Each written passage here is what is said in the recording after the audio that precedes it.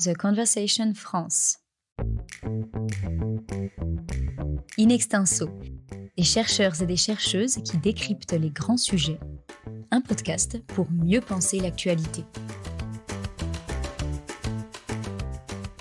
Le cash, voilà un moyen de paiement qui apparaît de plus en plus désuet à l'heure où le paiement électronique se fait sans contact ou même avec son téléphone ou sa montre connectée. Coûteux, peu pratique, susceptible de favoriser l'économie souterraine, bien entendu, le cash semble souffrir de tous les maux. Alors, osons la question, est-il temps de supprimer le cash ?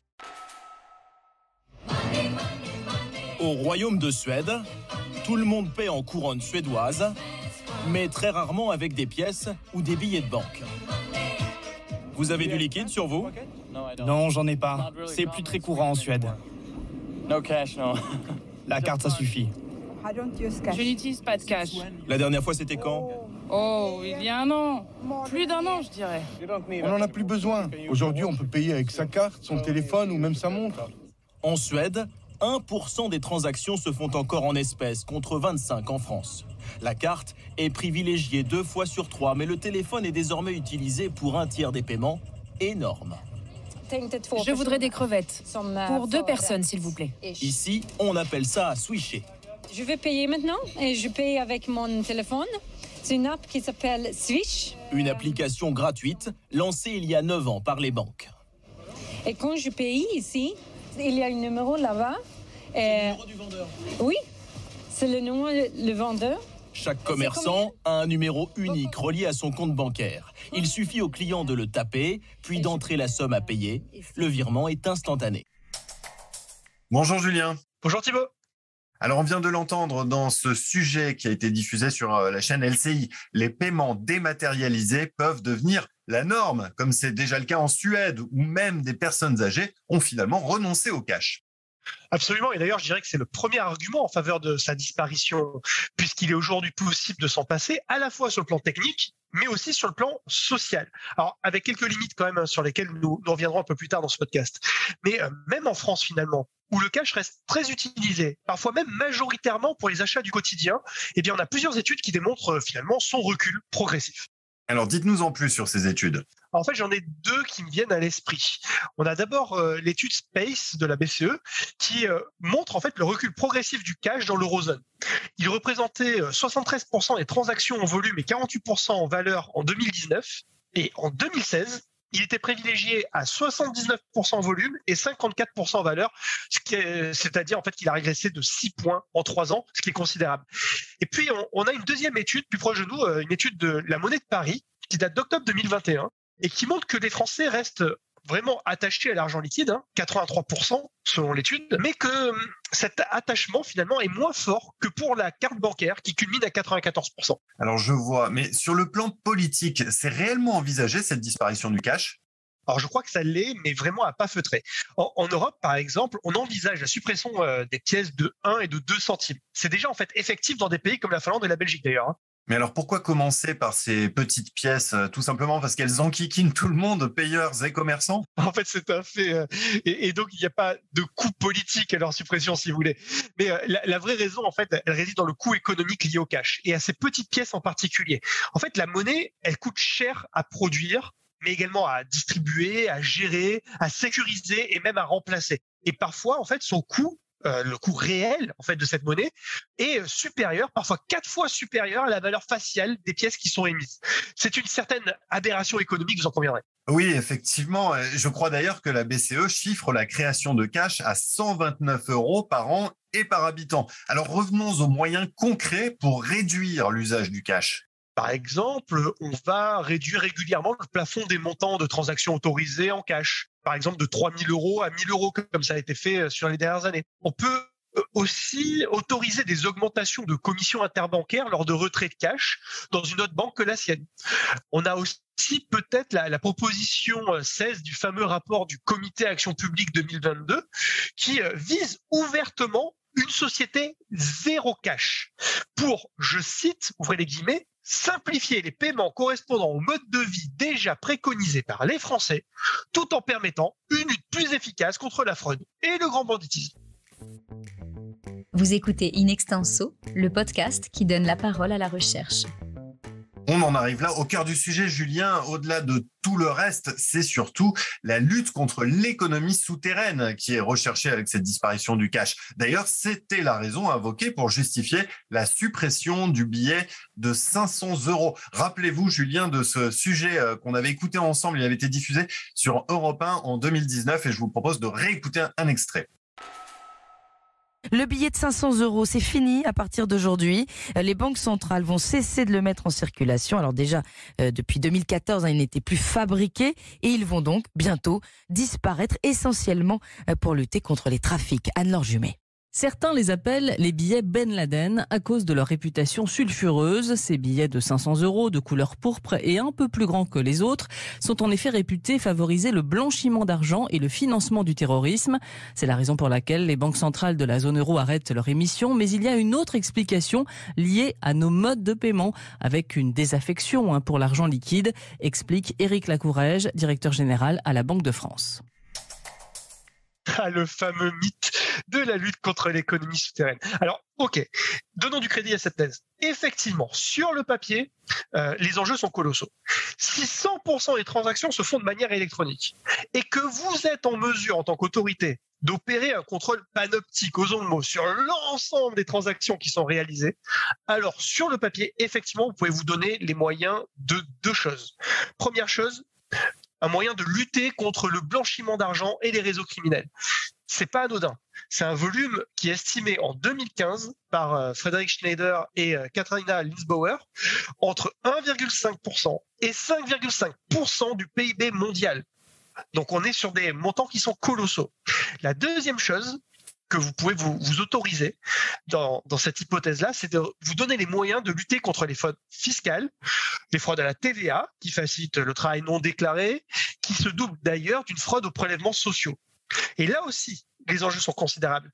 Pour la TVA, par exemple, le tout dernier rapport de la Commission européenne évoque le chiffre astronomique de 134 milliards d'euros de manque à gagner au sein de l'Union européenne, dont 13,9 milliards d'euros uniquement pour la France.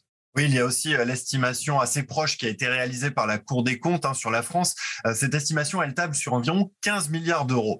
Sans parler des fraudes sociales estimées par l'ACOS à 8,5 milliards d'euros sur la base d'un périmètre réduit. Autrement dit, tout cet argent pourrait, par les investissements publics, finalement se retrouver dans l'économie réelle. Absolument, se retrouver dans l'économie réelle et donc générer des effets multiplicateurs qui ont été évalués dans le projet de loi de finances entre 1,2 et 1,6 points. Alors, petite précision à ce stade, effet multiplicateur, je rappelle que c'est le fait qu'un euro d'argent public investi ou dépensé génère un effet d'entraînement supérieur dans l'économie réelle. Avant de passer à la partie contre, est-ce que vous voyez d'autres arguments qui plaideraient en faveur de la suppression du cash ? Je pense qu'on pourrait effectivement évoquer au moins deux autres arguments. Premier argument, c'est si la suppression du cash, finalement, se traduit par une plus grande transparence sur les coûts réels dans certains secteurs, particulièrement enclins, par exemple, au travail non déclaré ou à la fraude, alors cela pourrait finalement contribuer à résorber certains déséquilibres, voire certaines distorsions de concurrence. Et puis le deuxième argument, c'est, si on y réfléchit, que le cash pourrait jouer comme une limitation à mener une politique monétaire expansionniste. C'est un peu technique comme raisonnement, mais l'idée c'est de dire que, à la suite d'auteurs comme Lawrence Summers par exemple, pour faire face à la stagnation séculaire, c'est-à-dire pour se donner les moyens de relancer l'économie réelle après une longue période de faible croissance et de faible inflation, il faut pouvoir permettre aux banques centrales de baisser les taux nominaux et réels de façon massive, voire même de les passer en territoire négatif. Or, le cash joue comme une limitation à cette possibilité parce qu'il joue à plein sa fonction de réserve de valeur. Nous verrons dans la deuxième partie du podcast que cet argument, comme beaucoup d'autres que j'ai pu énoncer jusqu'à présent dans ce podcast, reste quand même discutable. Alors justement, Julien, la transition est parfaite puisque nous allons débuter notre partie contre de ce podcast. Alors, je vous propose d'écouter, pour commencer, un reportage de LCI. C'est toujours en Suède que ça se passe, ce pays où, je le rappelle, le cash est en voie de disparition et où l'essentiel des paiements passe aujourd'hui par la plateforme bancaire Swish. Mais le plus étonnant, c'est que les banques aussi refusent le liquide. Dans 60% d'entre elles, il est impossible de déposer des espèces sur son compte. Officiellement, pour lutter contre l'économie souterraine et empêcher les braquages. Mais selon ce spécialiste de la finance, il y a d'autres raisons moins avouables. L'intérêt majeur pour les banques, c'est qu'elles n'ont aucun revenu à tirer de l'argent liquide. Donc, elles préfèrent vendre des services de paiement par carte ou par mobile. Swish, c'est gratuit pour les consommateurs, mais pas pour les commerçants qui utilisent ce service. Voilà comment les banques font du profit. Contrer la toute-puissance des banques, c'est le combat de cet ancien gendarme. Björn Eriksson préside une association qui compte des dizaines de milliers de membres. Son objectif, sauver à tout prix l'argent liquide. Bien sûr, j'utilise les cartes, mais je veux du cash comme alternative. Car pour lui, une société sans pièces de monnaie ni billets de banque est en danger. Ça laisse énormément de gens sur le bord de la route. Les personnes âgées à la campagne, les réfugiés qui n'ont pas de compte bancaire, etc. Et en plus, toutes vos données sont transmises aux compagnies américaines qui gèrent ces systèmes. Et il y a des choses qu'on a envie de garder pour soi-même. On va rapidement évacuer, si vous voulez bien, Thibault, les arguments les plus évidents. C'est souligné d'ailleurs dans le reportage, mais c'est un fait. Une société sans cash, en l'état actuel des choses, eh bien, c'est une société qui accentuerait la fracture numérique et sociale. Car aussi étonnant, peut-être que ça puisse paraître, tout le monde n'est pas initié aux moyens de paiement électronique, mais ça, à la limite, c'est très surmontable. Mais surtout, et là, pour le coup, à mon sens, c'est nettement plus sensible comme argument, tout le monde n'est pas éligible à l'obtention d'un compte bancaire sans lequel aucun paiement électronique n'est possible finalement. La Banque de France, par exemple, elle évalue à 10, voire 15% le nombre de Français qui, en raison de leur âge ou de leur précarité, n'ont pas d'alternative au cash. Nikos Passas, d'ailleurs, a pu montrer à quel point le cash est indispensable aux plus défavorisés, notamment les migrants et travailleurs clandestins qui vont l'utiliser pour envoyer de l'argent à leurs familles qui sont restées au pays. The Conversation France. Alors pour rester dans des considérations sociales, il y a aussi la question tout simplement du respect de la vie privée. Est-ce que la liberté de payer en cash reste l'un des derniers espaces de liberté aujourd'hui ? Vous avez raison Thibault, c'est une vraie question de société, mais c'est aussi une question économique et ce pour, à mon sens, 3 raisons. Déjà, parce que le fait de pouvoir payer en cash, en ayant la certitude de ne pas être tracé, est en soi une valeur conférée à la monnaie liquide relativement à la monnaie électronique. Ça, c'est le premier argument. Le deuxième argument, c'est que la monnaie numérique, elle a également ses coûts cachés, notamment en matière de cybercriminalité, par exemple. Les coûts de sécurisation sont encore difficiles à estimer, mais les travaux récents d'Alexander Olifirov et de ses co-auteurs, eh bien, ces travaux ont montré toute la diversité des coûts légaux aux coûts assurantiels, en passant par les coûts d'infrastructure et les coûts techniques. Et comme certains de ces coûts sont dupliqués entre les différents moyens de paiement, les économies d'échelle sont moindres que dans les systèmes centralisés. Ces coûts, d'une manière ou d'une autre, sont payés en bout de chaîne par l'utilisateur. Et puis, il y a un troisième argument économique. On l'a d'ailleurs entendu dans votre sujet, Thibault. Swish, comme tout autre moyen de paiement, c'est un système de paiement qui est gratuit pour l'acheteur, mais il est payant pour le professionnel. Il y a toujours quelqu'un qui paye le filet. Et là aussi, les professionnels répercutent au moins en partie la facture au client dans le prix de vente. Mais surtout, la gratuité du cash, constitutionnellement garantie, exerce une concurrence à tous les autres moyens de paiement, notamment Switch et tous les autres, ce qui limite la capacité de leurs promoteurs à augmenter leurs prix et leurs commissions. Sans cash, quelque part, c'est open bar. Alors en fait, si je comprends bien, on irait vers une institutionnalisation de la finance privée au vrai sens du terme. Au vrai sens du terme, vous avez raison Thibault, et avec la perte de revenus liée au seigneuriage qui vont de pair. Alors, point définition, le seigneuriage, c'est le fait que les banques centrales tirent un revenu direct à la mise en circulation de monnaie physique, revenu qui correspond à la différence entre la masse monétaire émise et son coût réel de fabrication et de gestion. Absolument, Thibault, vous avez raison de faire ce point de définition. Et ce profit qui découle donc finalement directement de l'utilisation du cash, non seulement va assurer l'indépendance de la Banque centrale, mais également va profiter aux États et aux contribuables. En tout cas, ce qui ne bénéficie pas du tout aux contribuables, on l'a entendu dans la première partie de ce podcast, c'est bien entendu l'évasion fiscale liée à l'économie souterraine et le blanchiment d'argent par le banditisme organisé. Supprimer le cash, ça résoudrait tous les problèmes, non ? Eh ben, je pense que c'est pas si simple, Thibaut, en fait. Déjà, il faut commencer par dire quelque chose autour de l'économie souterraine. Sans cash, la TVA va s'appliquer. Alors, vous me direz, c'est une aubaine fiscale. Et vous aurez raison. Mais sauf que cette hausse des prix pour le consommateur final, qui découle finalement de l'application de la TVA, ça peut se traduire par un effet d'éviction, notamment auprès des populations les moins favorisées. Autrement dit, une baisse des volumes d'affaires du fait du renoncement aux prestations, ce qui changerait finalement le périmètre et donc les recettes fiscales attendues. Et quant au banditisme, ce qui était la deuxième partie de votre question, là aussi ce n'est pas si simple, parce que Thibaut, je vais vous poser une question. Savez-vous quelle est la plus grande place mondiale connue de blanchiment d'argent au monde ? Eh bien non, je dois admettre que je n'en ai aucune idée. Eh ben, ce sont les États-Unis, avec environ 20% des opérations estimées. Et la particularité des USA, sur le plan du numéraire, vous savez laquelle c'est, Thibaut ? Eh bien non, mais j'avancerai quand même que c'est de ne pas avoir de grosses coupures. Le plus gros billet en circulation, c'est $100. Absolument. Et c'est d'ailleurs l'un des principaux enseignements à retenir des travaux de Schneider et Linzbauer. La suppression du cash n'aurait pas un grand impact sur la criminalité. C'est étonnant ça, Julien. Comment est-ce qu'on peut l'expliquer ? Eh bien, on peut l'expliquer tout simplement parce que les réseaux criminels, leur grande qualité, leur grand savoir-faire, c'est de savoir s'adapter. Et en fait, ces réseaux criminels, ça fait longtemps qu'ils n'utilisent quasiment plus de cash. Ils utilisent plutôt des cartes prépayées, parfois même des métaux précieux et de plus en plus des monnaies électroniques type Bitcoin, en fait. Finalement, quand on y réfléchit bien, le cash, ce n'est que le moyen de transaction du bout de chaîne, du consommateur final vers le trafiquant. Mais dès lors qu'on commence à remonter la chaîne, eh bien, ce cash, il a disparu. Les trafiquants, en fait, tout comme les adeptes de l'évasion fiscale, savent que ce qui compte dans un monde qui est dématérialisé, ce n'est pas le déplacement physique de l'argent, mais son déplacement juridique. Donc on risquerait seulement de perturber le bout de la chaîne, vraiment l'extrémité, et donc augmenter les coûts de transaction.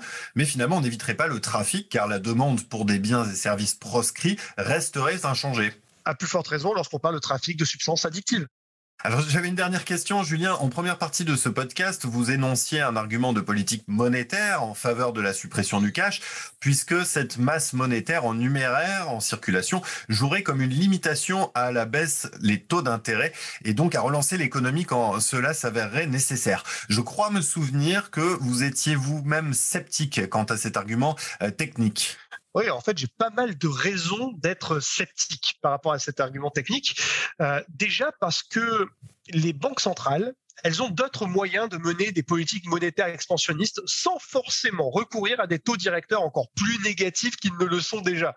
Elles peuvent faire du rachat massif d'actifs financiers, elles peuvent faire de la forward guidance, elles peuvent faire des aménagements sur les opérations d'open market. Elles en ont d'ailleurs usé et abusé finalement de tous ces moyens alternatifs ces dernières années. Et puis, il y a un deuxième argument. Entre nous, Thibaut, les taux d'intérêt négatifs sont-ils une bonne chose ? Sommes-nous certains que ces taux stimulent davantage les investissements que les perspectives de reprise de l'économie réelle ? Et puis, sommes-nous certains aussi que des taux durablement bas ne vont pas in fine fragiliser le système bancaire en le privant de revenus et en l'incitant à être moins regardant sur, par exemple, la qualité des prêts consentis, par hasard. Et puis, dernière chose, sommes-nous certains que l'hypertrophie de la finance qui se traduit par la création de bulles sur le prix de certains actifs, et on le voit d'ailleurs aujourd'hui sur l'immobilier, les valeurs technologiques, les cryptos, et j'en passe, est-ce que c'est quelque chose qui est réellement désirable ? Oui, effectivement, beaucoup de questions restent en suspens et sans mauvais jeu de mots, on risquerait bien de payer tout cela cash. Merci beaucoup, Julien, et à bientôt pour un prochain épisode du Pour et du Contre. Merci Thibaut, à bientôt. In Extenso est un podcast de The Conversation. Chaque vendredi, la rédaction donne la parole à la recherche pour mieux comprendre l'actualité. Retrouvez l'ensemble des épisodes d'In Extenso et nos autres séries directement sur theconversation.com dans la rubrique podcast.